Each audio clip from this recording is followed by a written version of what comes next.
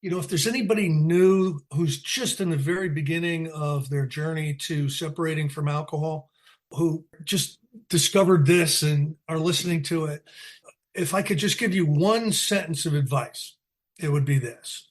Place yourself unreservedly under the care and direction of an experienced sponsor. They're going to ask you to do things that are stupid and that aren't going to work for you. To be a good AA member, you do those anyway. I heard it through the grapevine. Welcome. It's the AA Grapevine half-hour variety hour featuring the collected voices of Alcoholics Anonymous. I am Olis, an alcoholic, currently in Durham, North Carolina.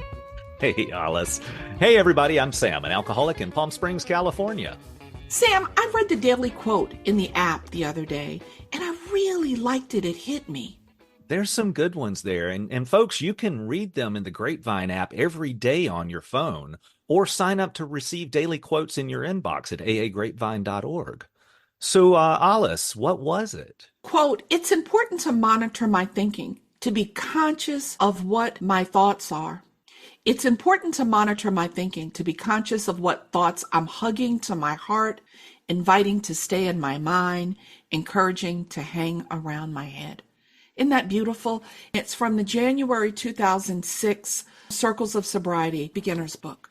It's our brains that mess us up. It's that stinking thinking, but that stinking thinking can be absolutely amazing thinking too. You know, my favorite chapter in the book of Alcoholics Anonymous is more about alcoholism because it really focuses on that second part of my first step problem, right?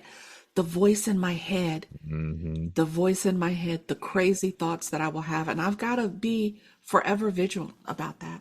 And if I am aware that I'm having those thoughts, then maybe it's the higher self and lower self type of thing going on there. Yeah. I'm of two minds. I'm of two minds. Yeah. I'll try to keep it to two. But Alice, we've got a letter that I think you're going to like. This is from Gary D, and the subject is the 3 basic instincts. Let's hear it. Just listened to Crystal and Alice share about the 3 basic instincts. Thank you. I was introduced to them 14 years ago, taking my first 4th step inventory. I had no idea about them, but what an impact they had for me then and now to get an understanding of why I was so restless, irritable, and discontent all the time. As the 12 and 12 states, nearly every serious emotional problem can be seen as a case of misdirected instinct. When that happens, our great natural assets, the instincts, have turned into physical and mental liabilities. Welcome and thank you for your service, Alice. Gary D. That's very sweet. Like, that's the whole deal here, to be helpful. Thank you, Gary, for letting me know that I was helpful. I just love being a part of the team. I love that you're here, Alice. So who's our guest today?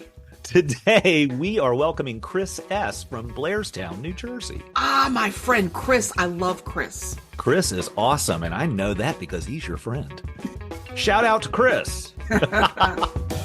But first,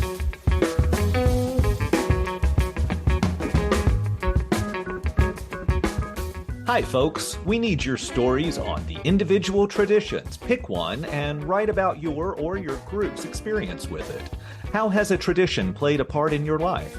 How has your understanding of a tradition changed? What is a personal experience where a tradition played a part? Visit aagrapevine.org for guidelines and to submit.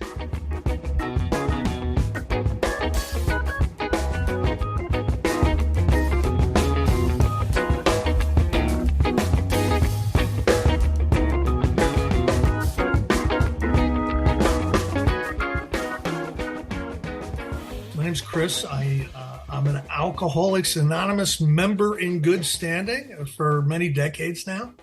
My sobriety date is on or around December 28th, 1989. I didn't have a calendar on the wall during that last detox, so I'm kind of winging it. But it was somewhere around there. So that's what I claim. And I live in Blairstown, New Jersey. My home group is the Monday night Blairstown Big Book Group. Tell me something, Chris. What is an Alcoholics Anonymous member in good standing? What does that mean? So in good standing goes back to the early days of Alcoholics Anonymous. If you were to drink, you would lose all status in Alcoholics Anonymous. It goes back to like the 40s. So someone who is in good standing is somebody who's had a good period of current uninterrupted sobriety. And they're very, very active in the fellowship of Alcoholics Anonymous, meetings, steps, service. It sounds like someone who's all in. Yeah, well, someone who's been real consistent and really turned it into a way of life, both the fellowship and the recovery process. You know, Chris, sometime after we met, I found that Founders Day talk that you did on the original Bill story. I would love for you just to talk a little bit about your take on those first 6 or 8 pages that are not in the book Alcoholics Anonymous, right? They're not even in the first manuscript. It's this very early version of Bill's story. So Bill was probably a genius at understanding the alcoholic. Nobody could paint an alcoholic into the corner like Bill. He just, like, you read the big book and it's like, how did he know this? It's the first time in the English language my personal experience was laid out, right? The really cool thing about Bill is he dug deeper than the solution for alcoholism is sobriety. He dug way deeper than that. Yeah, he did. Because he tried just staying sober and it didn't work. Dr. Bob tried just staying sober and it didn't work. So there has to be a deeper self-reflection. And, you know, you two were sharing a little bit on that in the beginning of this podcast, the self-reflection that's necessary for us to understand really what we're up against. You know, Bill identified a couple of things in the book Alcoholics Anonymous that it took me decades to really, truly at depth understand. I believe that Bill Wilson saw self as a condition, not as us, but as a condition that must be recovered from. So there's some language in Bill's story that says selfishness must be destroyed. There's more language as you go through the book Alcoholics Anonymous. There's no way of entirely getting rid of self without his help, right? Without aid. Help. Mm-hmm. And then he even says selfishness and self-centeredness is the root of our troubles. Various manifestations of self are what have defeated us. So here's the alcoholic. Here's me as an alcoholic, right? I am so self-conscious. I am beyond self-conscious. Everything's about me. What did you say, Sam? You were talking about me, weren't you? And I'd go to a holiday party, and somebody would say something, and my boss is a jerk, and my family doesn't understand me, and my girlfriend isn't loyal, and I mean everything is like this massive toxic experience of self-consciousness as the alcoholic. Now, Bill saw that needed to be treated for the alcoholic to be able to stay separated from alcohol. And I think that's really where his genius was.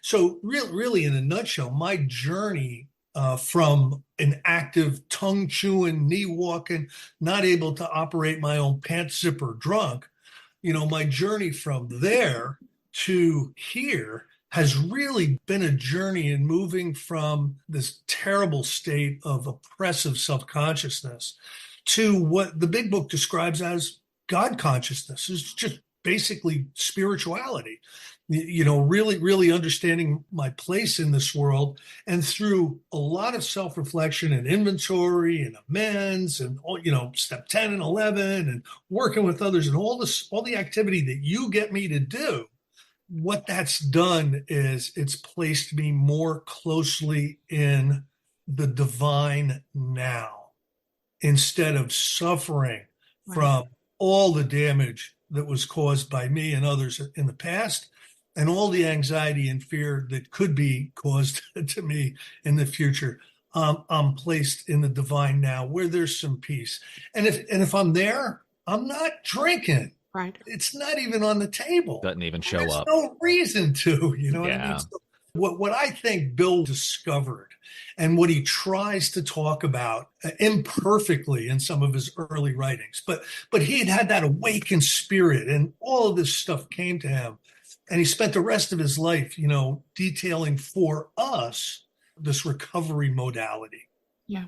But the thing that you're talking about, this journey from like being the hot mess that I was when I got here to being a member in good standing, I think one of the real challenges is how it looks with skin on it, right? Like that I'm all in with something and then I move on, and then I'm all in and I move on. Enthusiasts. But it doesn't last. Like I don't have legs to anything because I'm trying to prove to the world that I'm important, which is what Bill says in the beginning of the story. But people who are comfortable with who they are don't have anything to prove. I'm going to go back to Bill, and I'm going to talk from my own experience. But Bill, in his essay, Emotional Sobriety, and in the first paragraph of his essay on the 12 step, in the 12 and 12, he really thought that there was going to be an additional awakening with us.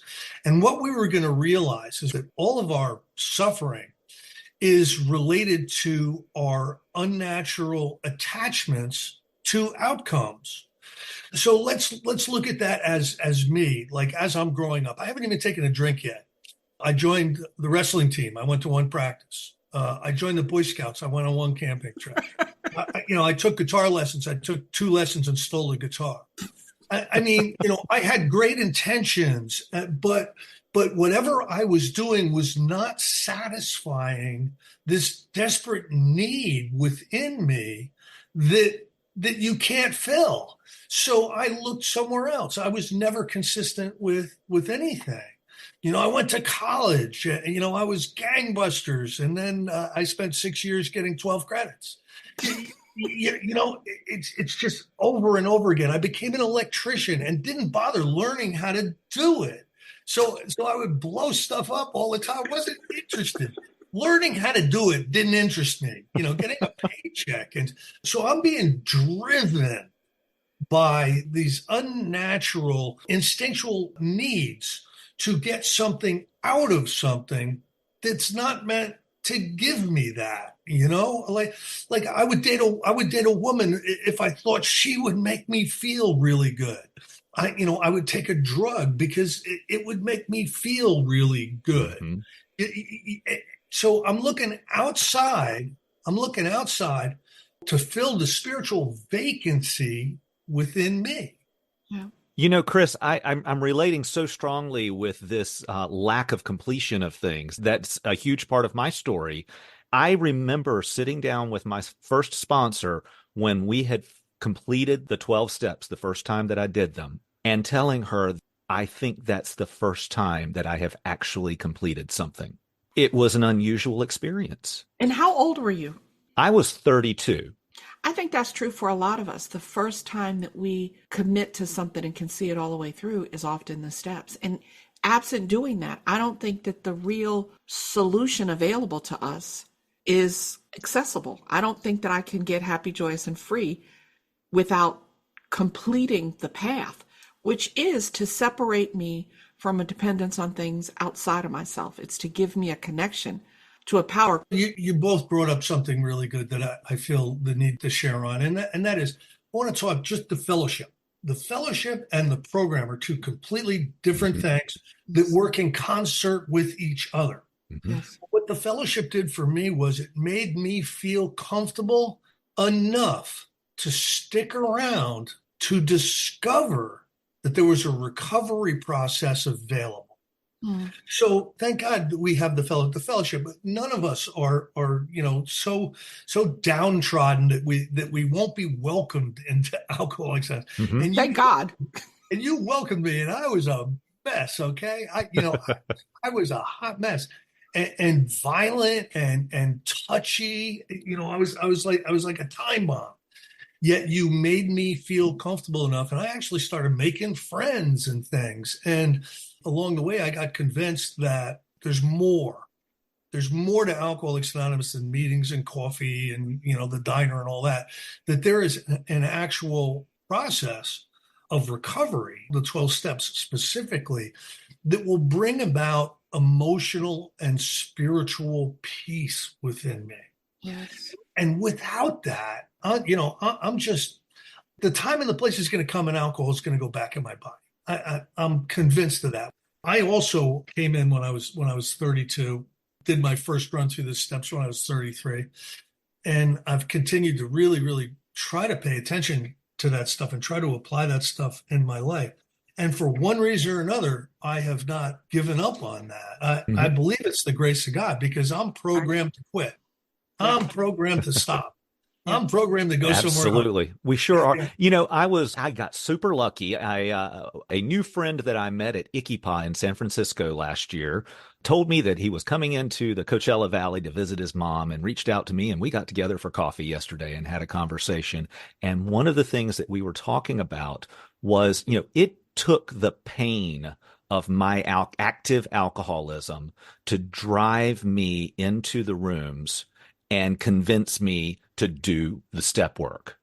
Pain can still push me to do things, but a wonderful thing has happened.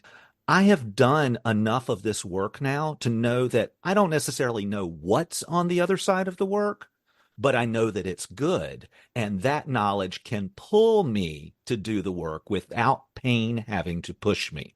Yeah.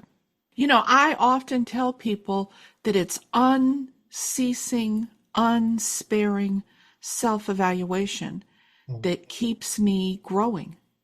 It doesn't matter what happens outside, how other people act. I get the guy, I don't get the guy, I get the job, I get the money, I get the diagnosis. That it's not what happens. It doesn't matter why I'm disturbed. What really matters is why I'm disturbable. Like what's going on inside. In learning how to look at that, for me, has been the doorway to freedom. I don't have to like what's happening, but I don't have to be suffering. We always want to be the least disturbed person in any room. That's the goal. That's the brass ring, right?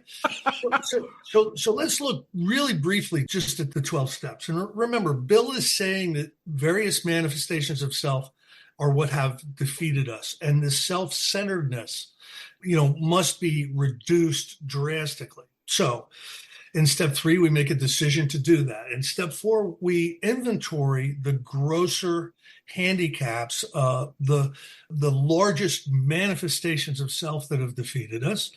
In step 5, we share those with another person honestly for probably the first time. In step 6, we become willing to have these manifestations of self and the damage they do removed from us. In step 7, we humbly ask for those to be removed. In step 8, we put a list together of the people and the institutions that our manifestations of self have harmed. And then we go out and we make amends to the people and the institutions that we have harmed through our manifestations of self. In step 10, it teaches us to continually look for these manifestations of self and take action when they crop up. And then in step 11, we are to grow spiritually. They're giving us practices to grow spiritually. Always be aware that selfishness is going to creep in somewhere.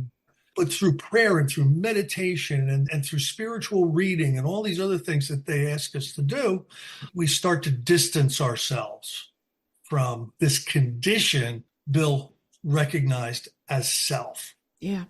I've recently come to believe that the journey for me is from perception to perspective.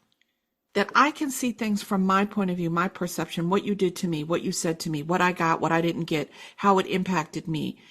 And I'm trapped in that, right? I'm suffering from all of the things that don't swing my way. But if I can make the journey from perception to perspective, then I can see the bigger, larger world. That maybe the way you acted had nothing to do with me. Maybe I'm just in the blast radius. Maybe that wasn't the best thing for me. And it sounds simple, but in practice, that's the work for me. Yeah, and recognizing it is not going to offer us the power to overcome it. That's really what the steps are for. The steps offer us power, a power greater than ourselves that will do for us what we cannot do for ourselves. So we're great at saying, oh my God, I should have done better. I can't believe I did that again. Oh, I'm really trying, but I don't seem to be getting it. I mean, we're great at all that, but we've been given an opportunity to practice a recovery program where the power is given to us. In other words, my drinking, I was released from my drinking. A lot of the character defects that were really blatant and really harmed other people, I was released from them. Now, I want to work on them and I want to take ownership of overcoming them, right? But that's not what happens. What happens is I look over here and I practice these spiritual processes and I am rendered recovered, Right. if that makes any sense. It does. I love that you separated the fellowship from the program. But so that people don't think that you came in as some kind of Yoda, would you talk about drunk dialing? All right, so I'll give you a story. Listen, I was a mess, and probably the entire '80s I spent by myself. I'd blown up a marriage. It was ugly, and I was just working and drinking, working and drinking. Now, drunken dialing is when you go into a blackout and you're lonely and you decide you're going to call somebody up, right? So I know a lot of people have done this, right? So what would happen is the phone was downstairs and I would come down in the morning and I would see all the phone numbers that I had looked up or got from information or whatever. And I'd go, oh my God, I called Mary Lou McGillicuddy. Oh no, from like 8th grade. Oh my God. I can just imagine, Mary Lou, I haven't talked to her in about 10 years. I was trying to tell you I love you, oh no, my God. Oh. So it was terrible coming to the realization that I'd embarrassed myself. So I started cutting the phone line in the basement. The phone line would go in the basement. I'd cut the phone line.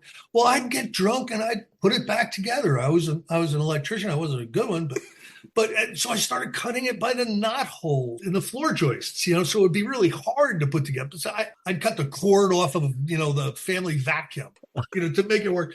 One time I even cut the cord up by the peak of the house, way up where the electricity comes into the house. I got up on an extension ladder and cut it. Well, somehow I got up there. I put a milk crate down and then the extension. Somehow I got it back. Well, finally, there was so much static on the phone line because of there was like, so I had to call the phone company. And the phone company guy comes and he's downstairs in the basement with his flashlight. And he's, what the hell? He goes, it looks like somebody cut this phone line 20 different places and scotch taped it back together. Now you don't want to look stupid. So I said, yeah, that's what I thought it was too. We'll probably need to run a new line. I mean, stuff like that was going on all the time. It was a crazy dysfunctional life that I was living. But you got to admit, we alcoholics are entertaining sometimes. And resourceful. And it was always your fault because I was so self-centered. Whatever happened was your fault. I'd drive over your house and park on your cat and you would overreact, right? And I'd be like, what? There's cats everywhere, you shouldn't have let them out. This is your fault. It was always somebody's fault.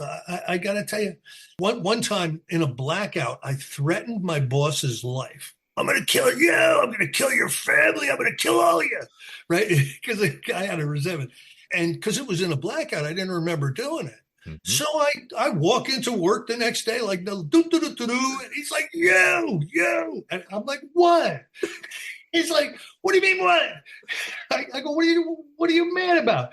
He's like, you don't remember? I go, remember what? He goes, you called me up last night. You threatened to kill all this. I'm like, why'd you do that? What did you do to make me so mad? That's what I was waiting to hear. What did you do to make me say that to you? Because it's your fault. It's inconvenient for it to be my fault. Chris, what does a week in recovery look like for you today? So let's start with Monday. Monday night's my home group. I go to my home group. Tuesday night is date night. It's a night where I've got nothing. Leave me alone. It's me and my wife. Wednesday night, I have a treatment center commitment. I'm Big Book Chris at this big treatment center, and I go in and I regale them with my wonderful knowledge of the big book and try to be halfway entertaining as well. Thursday night, I do a podcast on Take 12 Radio. Right now, we're going through the language of the heart. We're doing a podcast on every single article in Language of the Heart, which is all built as Grapevine writings, right? Oh, wow. Friday night, I get a million calls from my sponsees. Saturday, a million calls from my sponsees. I usually try to leave weekends open because I do a lot of traveling. For just in the next 2 months, I'm in West Palm, I'm in Kansas City. I try to leave the weekends open. But Sundays is sponsee call Chris Day. because I can't just randomly get phone calls and really be able to concentrate on them to the point that they deserve to be concentrated on. So I'm prepared. I'm spiritually ready on Sundays to call, and I guarantee one of my knuckleheads is going to call in the fourth quarter of the Super Bowl. Guaranteed. Guaranteed. I guarantee. So that sounds like it might be a Right. premeditated resentment there, Chris. Because we're not self-centered. They're not treating me right. I really got to unload. Somebody will do that, and you know what I got to do? I got to listen. Yeah. Because that's part of the 12th step, which is offering my time and my experience to people who are asking for it. It's not my time. It's all God's. Chris, thank you so much for joining us. It's been a real pleasure getting to know you a bit. It was a joy to have some time with you today. Hey, thank both of you for asking me. This was fun.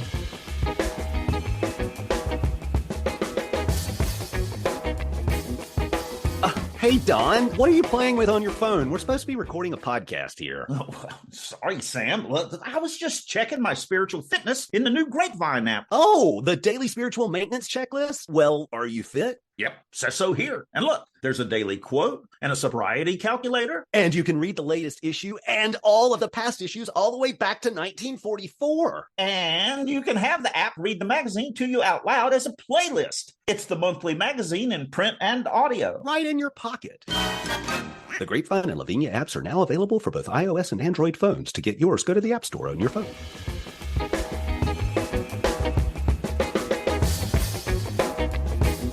Hey, Don, have we heard from any listeners? Why, yes, we have, Sam. It's time for listener feedback. Call 212-870-3418 or write us at podcast@aagrapevine.org. We received this email from Donna G. Dear Grapevine staff, I greatly appreciate the Grapevine podcast. It's an excellent complement to my recovery routine. I don't go to a regular Tuesday meeting, and it's been great to have you in my back pocket to fill the gap. I literally have you in my back pocket with earbuds while I walk the concourse for physical exercise. I listen to y'all for spiritual exercise. That's great. I recently listened to Season 6, Episode 4, and greatly appreciated Sloane's candor regarding her need to seek mental health services beyond what AA could provide. I'm glad to see mental health issues and treatment becoming normalized. I was equally pleased to hear her candor regarding the rape she suffered at the hand of her father and how that impacted her life. However, I was disappointed to find the discussion secreted away as an, quote, aftersode, end quote. This type of stashing the secrets is what keeps women feeling dirty and ashamed and keeps men from facing the damage they've done to women. With this being an adult form, it should have been included in the body of the podcast. That said, your willingness to talk about this issue at all and expose the large percentage of women who come into recovery with rape as a part of their story is to be applauded. I will be serving as a speaker at a large speaker meeting tomorrow, and it is a part of my story. I will share it proudly. I will call it what it is. The violent act of rape, whether it's from a sibling, a neighbor, a parent, or a stranger, whether the victim is 10 or 20, it is rape, a violent act perpetrated in the most personally violating, damaging manner. I will take Sloane with me into that share, knowing that we survivors stand in solidarity. Thank you for all that you do to help us recovering addicts. Your podcast is spot on. I announce it regularly at meetings. Best regards, Donna G. Thanks, Donna. Chris C., the Grapevine publisher, replied, Dear Donna, thank you for your feedback. Our intent with moving Sloane's discussion of rape and abuse was not to hide it, but to be able to forewarn listeners that the discussion might be difficult for some. We hear what you're saying, though, and we'll consider your feedback as we make such decisions in the future. Thanks for listening and for letting others know about the podcast. We appreciate it very much. Chris C., publisher, AA Grapevine Incorporated. You know, Don, I think this is a beautiful letter. Thank you, Donna. Yes, thank you, And Donna. You know, Donna, you may have heard in that episode my acknowledgement that I too came in with sexual violence as a part of my story, and so many women do. And I think it's pushing the envelope for us to put it out there and have the discussion. And frankly, I was cracked open by Sloane's story and the courage and not only the rape itself, but the way that Sloane was able to use, as the book calls it, our dark past as our greatest asset. Not to say that rape or sexual molestation is ever good, but to say that everything that happens to us can be turned to good effect. So I think that you make a good point, and I also think that it's such a delicate issue for some people who are not stable in their recovery that giving people a warning has value too. Thanks, Olis. Thanks, Donna. This email is from Jeremiah L. He's referring to Season 6, Episode 8, I Wanted to Get the Heat Off. Greetings. Thank you for this week's interview. While I take from them all a bit, this week seemed to flow so well. Thanks, Jeremiah. That's good to hear, because we had a last-minute cancellation on that episode, so we used a pre-recorded interview with Debbie. I'm glad to hear it all flowed. I like to be in the flow. Thank you for writing us. If you're like this alcoholic, And this alcoholic. there is never, ever enough. Stick around after the close for a little extra. Oh, yeah, I'll have some extra. I'm at the very wit's end. Cuckoo. As your psychiatrist, I have to ask you, have you ever wondered what makes you drink the way you do? Nobody makes me. I'm a volunteer.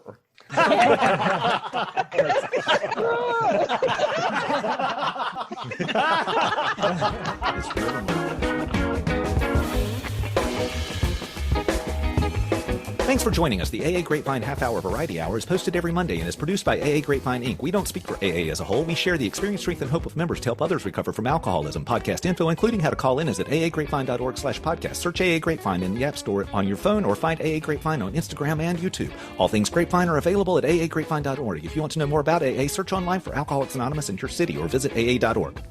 That was freaking amazing.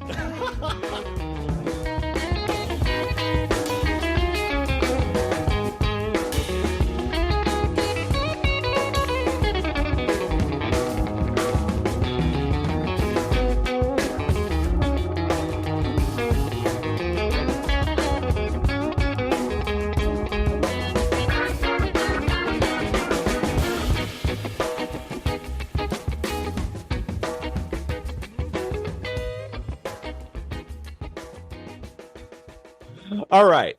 I've got a quote here for us. This is from New York, New York in May of 1999, Sunlight and Air from Sober and Out. The quote is, "My understanding of a higher power is still subject to shifts. Sometimes I think of it as the unknowable or as the great what is. Often I envision it as an indifferent force, something like an electrical current that is available to all living things and from which human beings can derive strength and generosity and acceptance. The one thing I feel sure of is that it's more powerful than my will." What does that mean to you? So the simplest understanding of God is power, right? A power greater than yourself, power. Really, really quickly, I was married to a Catholic early on in my sobriety, and she would drag me off to Mass every once in a while against my will. And I remember I was at this Christmas Eve Mass, and one of the bishops or cardinals or something was walking around, and he had the hat, and he was all decked out, and he was throwing water, and all of a sudden I got splashed by a bunch of holy water, and I got pissed. And my wife's trying to calm me down, right? And he's mumbling something as he's walking by. And I finally heard him, and you know what he was mumbling? The mystery. The mystery. If you think you can define every single characteristic and you've got it all laid out and it's all a mathematical formula for you, you're Delusional. You're delusional. One of the most important parts about it is it's a mystery, but we can experience the power. As alcoholics, we actually can get the results of the direct power of God working in us and through us can be made manifest. And that's what makes me a believer, because I've experienced the power.